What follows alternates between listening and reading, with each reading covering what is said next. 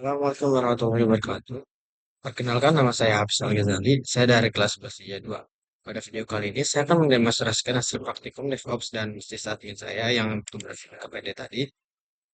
Ini ya KPD ini dengan goalsnya itu kita menciptakan HKPDB web cluster. Jadi di sini akan menggunakan 3 VM. Yang pertama itu ada VM Bastion lah, bisa dibilang kayak sebagai pusat awalnya yang berfungsi sebagai control node dan juga load balancer-nya nih di sini dan nama ini, dan yang kedua dan tiga itu sebagai berfungsi sebagai web server backend-nya. Nah, oke. Untuk yang pertama-tama kita langsung saja ke deskripsinya terlebih dahulu. Nah, untuk bagian atas kita skip aja ya karena ini salah satu kayak konfigurasi dasar. IP kita juga harus disesuaikan. Di sini saya menggunakan NAT dan juga menggunakan ya sound adapter. Yang pertama itu sound symbol sudah pasti. Di sini saya sudah install dan kedua nano host. Nah, untuk di nano host ini kalian harus menambahkan IP dari salah satu NAT IP dari eh, Note 1 dan Note 2 tadi yang buat web server 1 dan web server 2. Oh, nah, di sini kalian bisa lihat saya sudah menambahkan IP untuk Note 1 dan Note 2 saya. Lalu setelah itu kita ke selanjutnya. Di sini itu berfungsi agar kalau misalnya kita mau misalnya nih dari yang utama ini dari load balancer ini mau hubungin ke 192 mau kemana pun itu dia tuh bisa langsung kenalin oh nah, nanti dia bakal ke sini sini dulu. Nah yang selanjutnya ini berfungsi SSH dan SSH itu sekaligus SSH lain ini berfungsi agar kita mengaktifkan SSH-nya ya. Jadi kalau misalnya kita mau copy nih kalau kita mau SSH kita SSH nih dari maksudnya ya SSH langsung ke tempat misal kita menggunakan IP 192.168 titik 153 nih. Nah, kita di sini langsung kita sorry tambahin P 2222. Karena harus ada saya. Gue belum ya, ya gue belum makan ya. Nah, di sini Gue belum makan. kalian bisa lihat di sini langsung aja nih, langsung login tanpa meminta password gitu loh. Next lagi. Nah, oke. Yang selanjutnya itu di sini cuma buat tes doang. Jadi kalau misalnya di sini langsung kita copy aja nih. Jadi kalau misalnya sudah berhasil connect yang host tadi, copy ID-nya juga sudah berhasil dilakukan. Di sini tuh nanti hasilnya wait, sorry, connection. Oh, salah. Nah, ini nggak bakal bisa kayak gini lagi soalnya kan saya tadi sudah menggunakan port 2222. Oke, buat step yang ini kita ya. Dari awal sampai akhir enggak kan? Gak sih akhirnya doang. Terus setelah itu, kalau yang hardening.ngindex. Nah, akhir buat hardening dan ngindex Kemarin mah yang saya disediakan ada beberapa fungsi di dalamnya. Kita langsung lihat saja.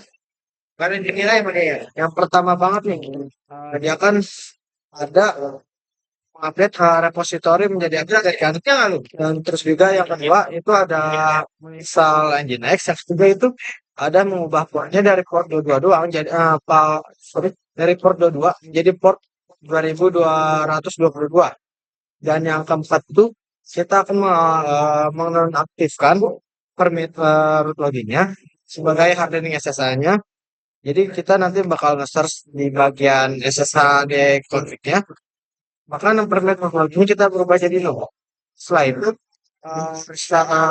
kita bakal start servernya agar portnya itu berubah menjadi 2222 dan juga agar permit loginnya menjadi no. Setelah itu kita akan config IP-nya. Ini kalian bisa lihat konfigan UEFI-nya sudah mengizinkan port 2222. Makanya itu role-nya langsung low aja. Jeminja itu gitu. Dia udah nge-allow port 2222 dan protokolnya TCP. Oke, selanjutnya konfigurasi WiFi tentang HTTP Nginx 80-nya. Nah, di sini setelah kita mengizinkan untuk port 2222 yang tadi, yang persyaratan tadi yang biasa, kita juga nge-allow port 80 Nginx untuk exit-nya juga nih. Itu masuknya juga. Nah, selanjutnya kita bakal enable UEFI-nya ini. Oke, untuk hardening Nginx hanya itu beberapa fungsinya. Lalu kita lanjut lagi ke step selanjutnya. Terus step selanjutnya itu, nih kita bakal ngerunning hardening Nginx tadi. Kita bakal ngerunning playbook yang udah kita buat tadi. Tapi di sini kan les bukan kasih dia mengenai ya itu aja. Di sini sebagai salah satu pembuktiannya, kita bakal coba SSH ke misal kita mau SSH ke satu dengan portnya itu 2222. Kita bisa langsung ya. Tadi kita ngambil aja nih. Nah, tadi kan bisa kalian lihat kan. Misalnya mau ke pertama nih, kita mau ke website satu tadi kan website kedua udah ya sebelum ini sekarang sebelum kedua dengan port 2222. Ini bisa langsung login tanpa mengajukan password lagi. Oke, lanjut. Open itu. Di sini karena saya menambahkan tadi, jadi di versi Ubuntu saya itu versi jadi Kan SCRCPY wajib ini kan, wajib ADB kan.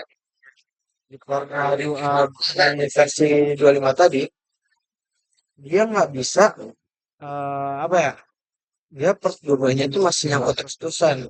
Jadi port 2-nya ini tuh harus dinonaktifkan secara paksa. Nah, dinonaktifkannya itu kita harus disable di bagian SSH dan soket karena saya sudah mencari tahu bagian ini di Ubuntu versi 25 itu dia menggunakan SSH dan soket, makanya kayak port 2 tuh nempel banget. Nah, setelah kita disable yang SSH dan soket, kita nge-enable lagi nih service SSH yang pada normalnya yang menggunakan SSHD .config gitu. Setelah itu kita restart SSH-nya.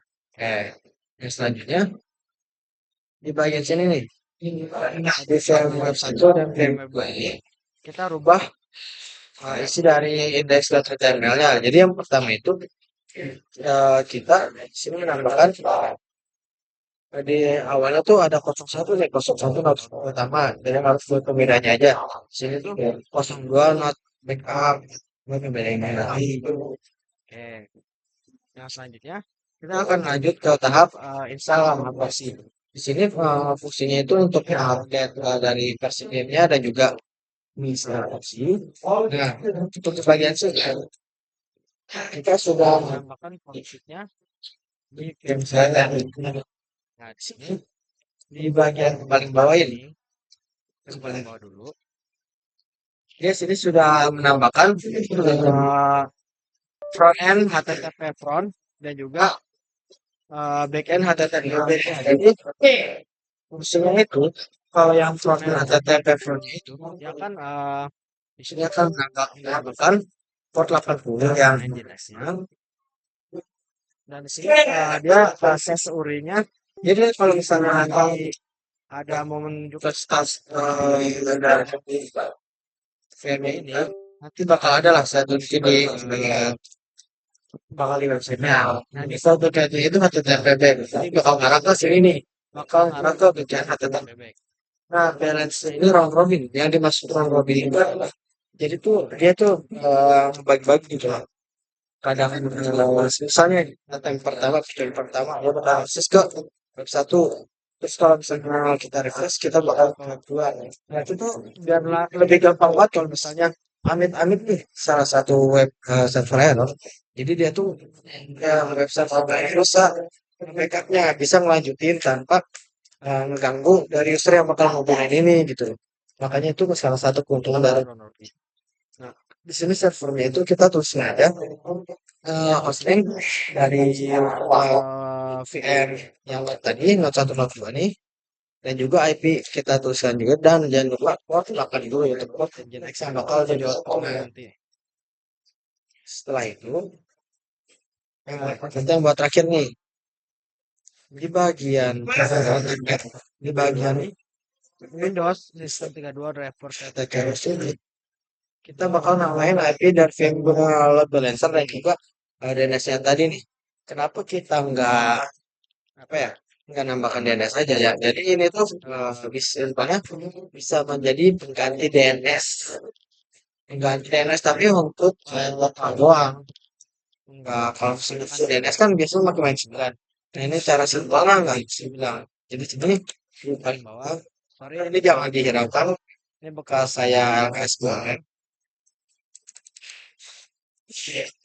Jadi di bagian sini tuh kita nambahin IP dari load balancer tadi, dari VM load balancer ya, VM controller tadi. 192.168.56.151. Nah, setelah itu kita udah hafiznya sejak sesuai nama yang sudah kita tambahkan tadi. Oke, ini rekam video, nah ini udah saya rekam kan. Nah, sekarang pengujiannya nah, uji load balancing. Saya udah nge jadi di home-nya. Untuk uji pertama, yaitu kita bakal cari http hafiz.sija ini browser bakal muncul tampilan terus habis itu ini hanya availability-nya, jadi matikan next di VM map 1. Nah nanti kita bakal lakuin ini nih di VM 1, dan kita akan cek apakah webnya tuh error kan yang di browser ini lah. Terus yang ketiga itu uji dashboard stats. Jadi nanti kita bakal melihat stats di web browsernya, apakah statsnya merah atau hijau. Nah, oke, buat yang pertama, jadi sorry, ini catatan tadi. Yang pertama tadi, sini nih, bakal ada tulisan yang udah muncul. 01 not utama. Kita refresh lagi, 02 not backup. Jadi itu ini emang fungsinya dari load balancer tipe round robin ini. Jadi dia membagi-bagi gitu, membagi secara rata kayak ganti-gantian gitu. Nah, sekarang tuh uji cobanya kita matiin yang ada di yang satunya nih. Kita sudah sistem CTL login X, kita enter. Nah, ini berarti udah mati dong. Jadi sini kita refresh lagi aja. Nah, dia tuh bakal kayak ngeload bentar lah. Setelah itu kita download lagi. Nah, jadi langsung beralih otomatis ke VM yang 02 tadi nih, langsung ke web server 02. Buat ngegantiin dari web server 01 yang tadi kita matiin servisnya. Nah, udah kita kontrol R buat nge-refresh, masih balik aja. Nah, kalau kita aktifin lagi nih, kita aktifin lagi. Kita ganti jadi start lagi. Start. Ini bakal ngerunning service engine lagi. Terus setelah itu kita refresh lagi.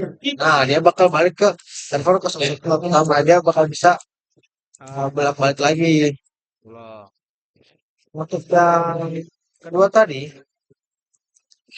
sorry, ini kan uji yang kedua. Nah, uji yang ketiga tadi, sini kita bakal buka nih hafiz.senja slash haproxy datanya slash. Jadi sini tuh bakal menunjukkan statistik dari website-website yang tadi kita udah bikin. Kalian bisa lihat di sini, status di sini tuh sudah legal semua. Jadi alhamdulillahnya ini nggak ada error kan. Sini ada ini. Oke, mungkin cukup sekian dari saya. Itulah penjelasan dari saya tentang LKPD admin dan DevOps ini. Yang udah tujuan akhirnya itu high availability web center. Kalau saya ada salah kata, mohon dimaafkan, dan banyak saya masih banyak kurang aja, mohon maafkan. Assalamualaikum warahmatullahi wabarakatuh.